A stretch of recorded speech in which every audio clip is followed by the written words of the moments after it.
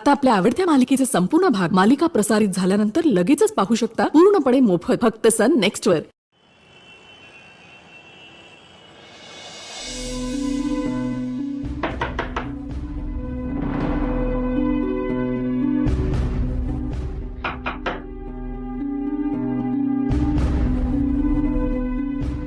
काय ग?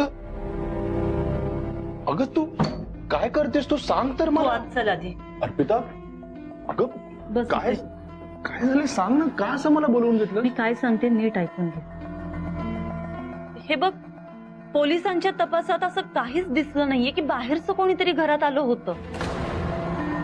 हल्ला घरात झालाय। मग मला सांग, आपल्या घरच्यांच्या व्यतिरिक्त त्या दिवशी इथे कोण थांबलं होतं?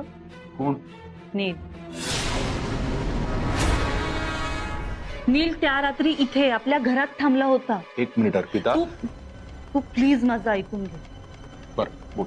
नील त्या दिवशी इथे आपल्या घरात थांबला होता हे आज कळलंय मला। अगं अर्पिता, कारण मी स्वतः साताऱ्याला गेलो होतो म्हणून तो इथे थांबला होता। अरे पण हल्ला सुद्धा रात्रीच झालाय। शिवराज, आता तरी विचार कर। मला ना तुझं काही कळतच नाही।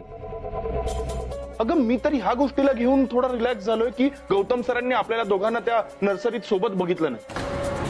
अगं मग आता रिलॅक्स व्हायचं सोडून तू वाटेल ते विचार कशाला करते? विचार करावाच लागणार आहे, कारण नील आपल्या घरात थांबला होता। तुला आणि पिऊला संशय आला, तो मारेकरी कुठे लपला असेल हे बघण्यासाठी तुम्ही घरभर फिरत होता। तेव्हा तुम्हाला ती खोली सापडली, माझी खोली। आणि त्या नादात आपण हे सगळं विसरूनच गेलो की जो व्यक्ती इथे आपल्या घरात थांबला होता त्यानेच हल्ला केलाय, म्हणजे तो नील। अर्पिता बास, हे बघ तुझा संशय कुठल्या टोकाला जातो ना हे तुला सुद्धा कळत नाही। आपलं ह्यावरून आधी सुद्धा भांडण झालं। नील का करेल हे सगळं? त्याचं प्रियावर प्रेम आहे, तो या घरचा होणारा जावई आहे, या अधिकाराने तो इथे थांबला होता।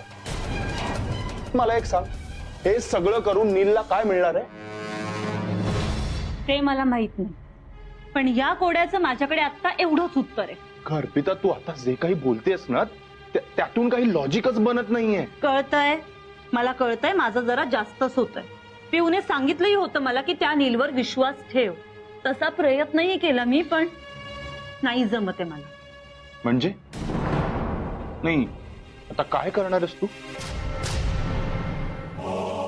मी आता डोळे उघडे ठेवणार।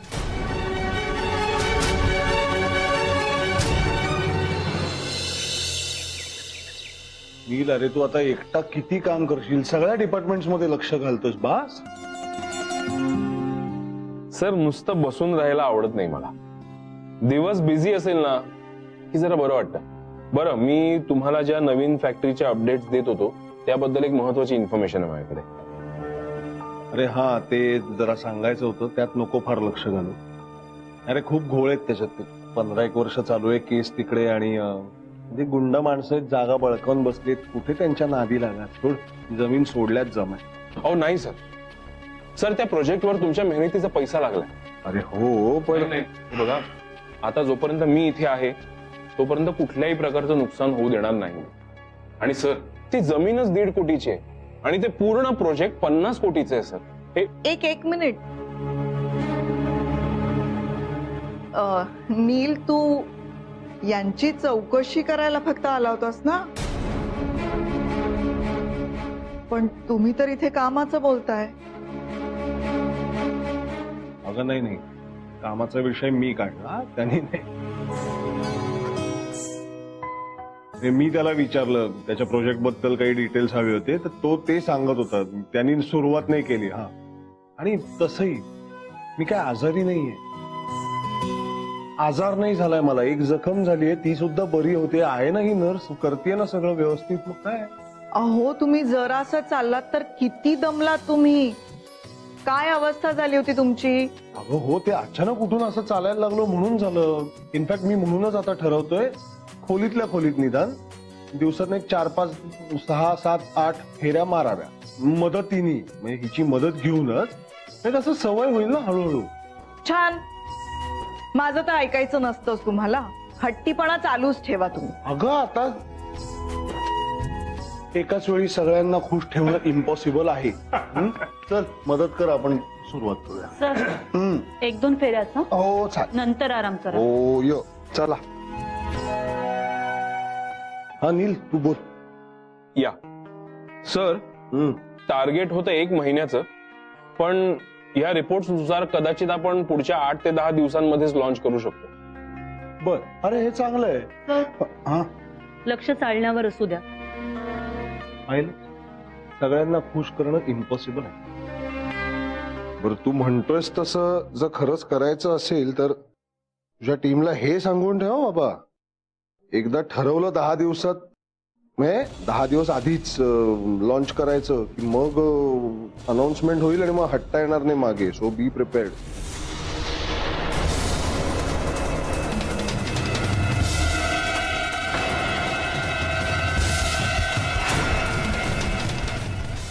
थांब थांब.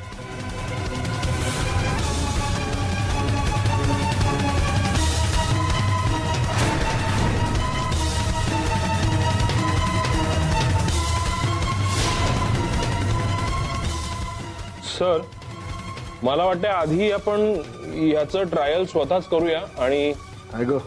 आपण शुअर झालो की मगच हे लॉन्च करूया. That is a good option. आणि एक नाही, आपण शांती, तुम्ही सरांसाठी कॉफी घेऊन याल का? तोपर्यंत मी आहे ना त्यांच्यासोबत. आम्ही करतो वो, आणि तोपर्यंत आमचं कामाचंही बोलणं होऊन जाईल. थँक्यू.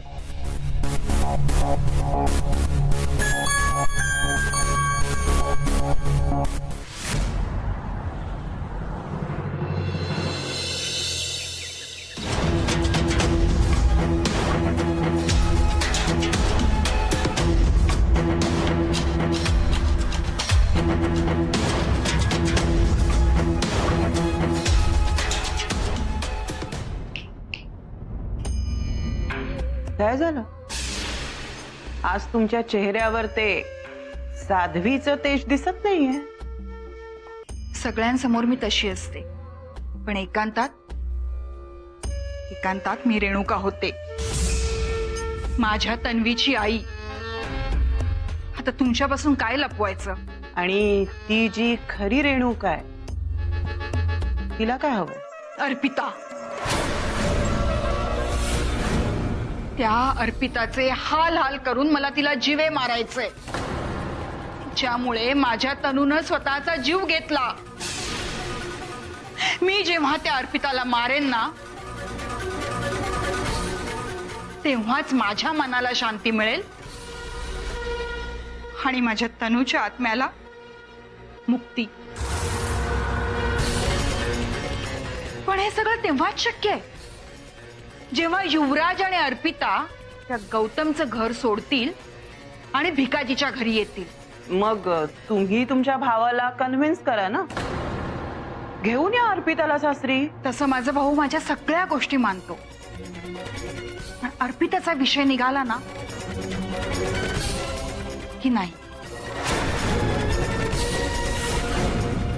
मला आता हेच कळत नाहीये की त्याला कसं समजावू मी. प्रत्येकाचा काही ना काही वीक पॉइंट असतो ना, त्यांचाही असेल. Weak point?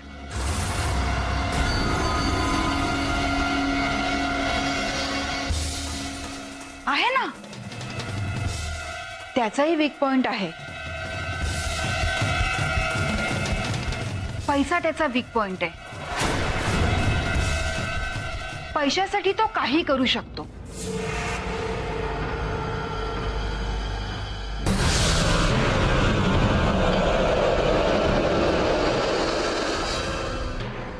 सदैव त्याच्या डोक्यात पैसा पैसा आणि फक्त पैसा असतो. त्याला त्याच्या मुलाचं लग्न श्रीमंत बापाच्या मुलीशी करायचं होतं ना, म्हणून तर प्रियाचं लग्न युवराजशी लावायला तयार झाला तो. का तर प्रिया गौतमची एकुलती एक वारस आहे. पैशाच्या राशीवर त्याला झोपायचंय, लोळायचंय. सदैव त्याच्या डोक्यात ना पैशाचाच विचार असतो. मेनकाजी, मला एक मदत कराल तुम्ही? तुम्ही थोडे पैसे द्या, म्हणजे मग मी दादाला पटवू शकेन की अर्पिताला आपल्या घरी घेऊन ये. अशा माणसांचं पोट एकदा मिळालेल्या पैशांवरून भरत नाही. पैशांपेक्षा जास्त महत्वाचं आहे ते परत मिळत राहतील हे स्वप्न, ही शक्यता. त्याचा यूज करून आपण आपल्या इशाऱ्यावर त्याला नाचवू शकतो. मॉम, आपण या पॉइंट ऑफ व्ह्यूने विचार करायला पाहिजे. म्हणजे नेमकं काय करायचं आपण?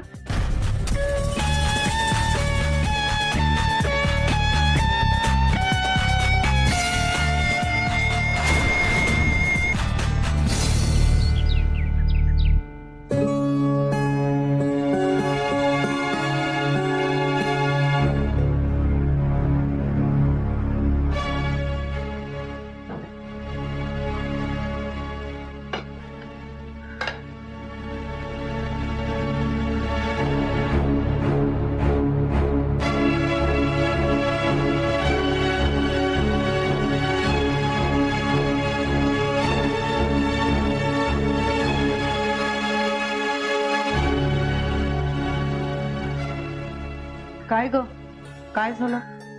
गौतम काही बोलला का? नाही, काहीच नाही. बाबांची सेवा करायला मिळणार आहे म्हणून केवढी खुश होतीस तू. खुशच आहे नेमकं. कुठे काय झालंय मला? पण तो आनंद आता बोलताना जाणवत नाहीये. काय झालं? मला नाही सांगणार?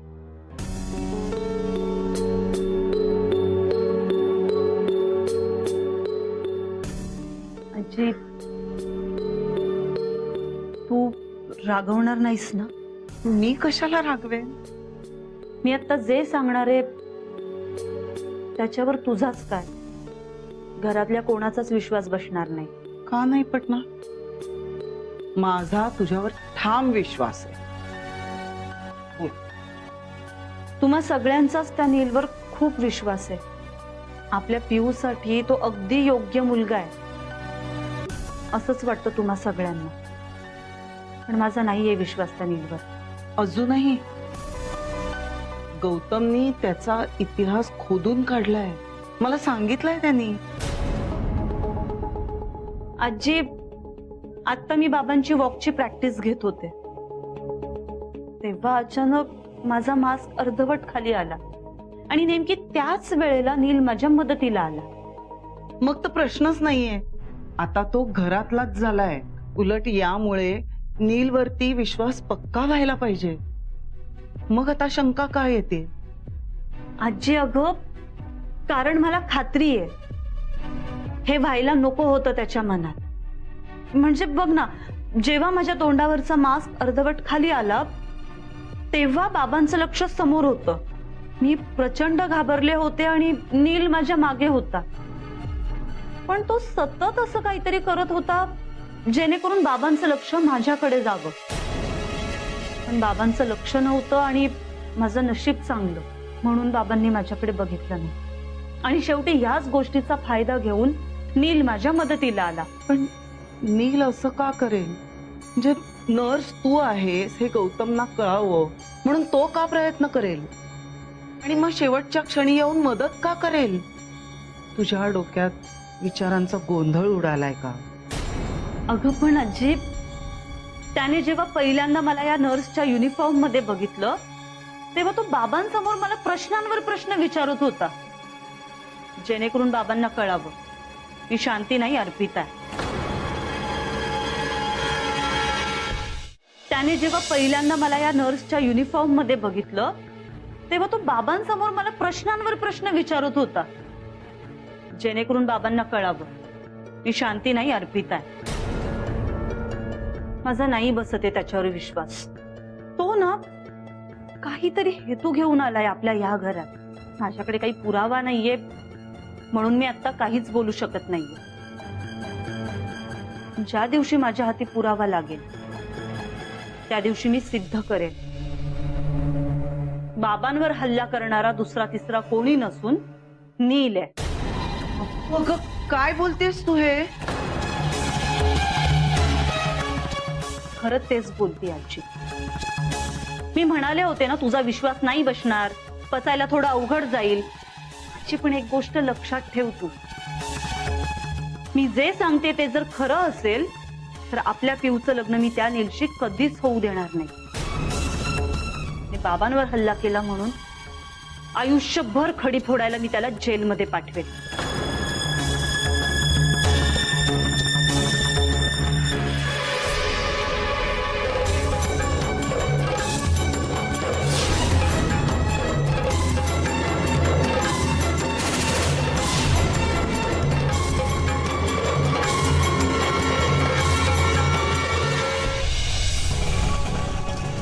थांब थांब बाबा थांब.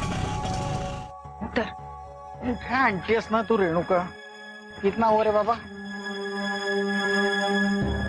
कुठे नेतेस ते तर सांग मला. माझ्यावर विश्वास आहे ना? चल. विश्वास आहे पण कोण आहे? माझी मैत्रीण आहे, चल तू. अरे रेणुके, अगं कुणाचा बंगला आहे हा?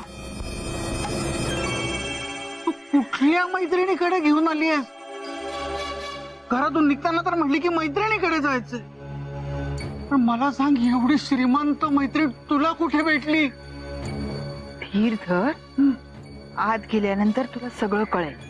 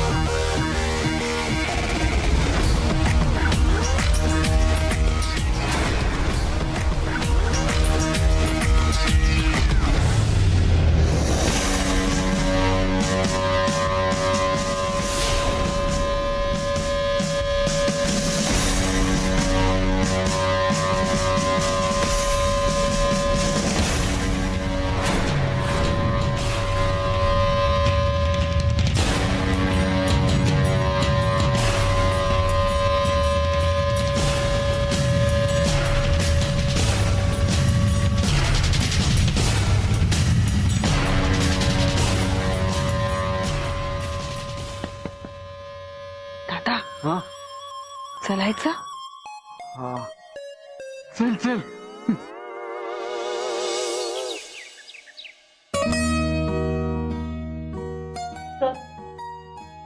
थँक्यू.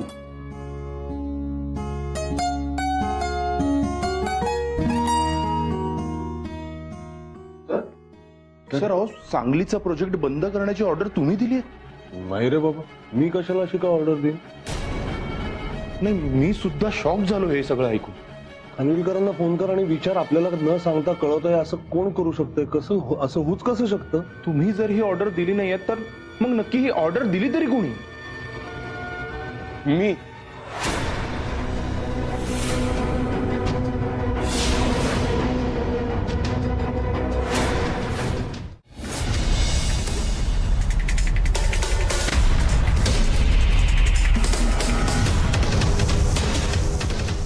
सर, ते प्रोजेक्ट बंद करण्याचे ऑर्डर्स मी दिले होते.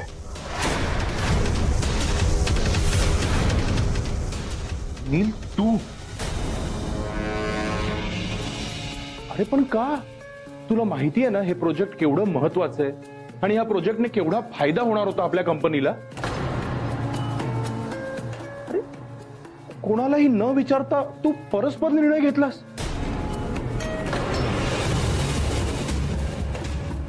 युवी, अरे मी त्या प्रोजेक्ट बद्दल सगळ्या इन्फॉर्मेशन काढल्या होत्या. बारीक बारीक डिटेल्सवर अभ्यास केला होता मी, खूप रिसर्च केला होता आणि त्यावरूनच मला हे जाणवलं होतं की आपण फक्त वरवरच्या प्रॉफिटचं बघतोय.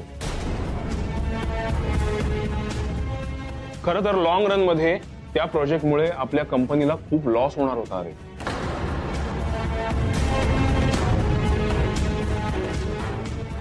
खरंच आणि म्हणूनच मी तो डिसिजन घेतला सर.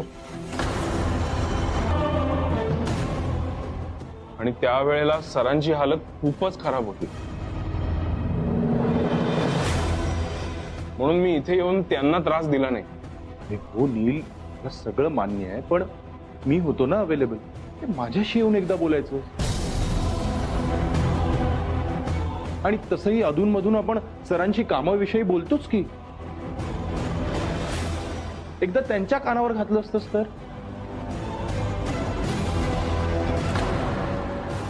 नाही, करेक्ट आहे तुझं, your right. Me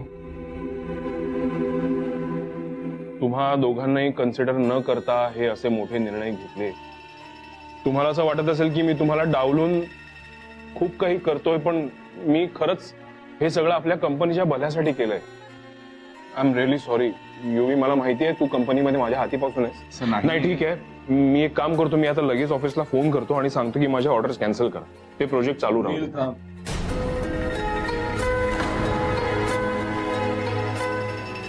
Yuvraj senior वगैरे हा भाग वेगळा. तूही आता व्हीपी या पोस्टवर आहेस.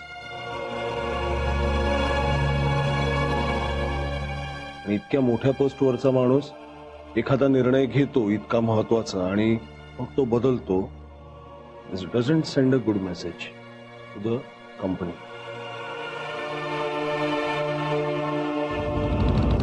आणि जरी तू व्हीपी या पोस्टवर असलास तरी सुद्धा इतका मोठा निर्णय, जरी त्याच्या मागे तुझा रिसर्च असेल, तू इन्फॉर्मेशन मिळवली असेल, तरी मला किंवा युवराजला निदान सांगायला हवा होतास, असं माझंही मत आहे.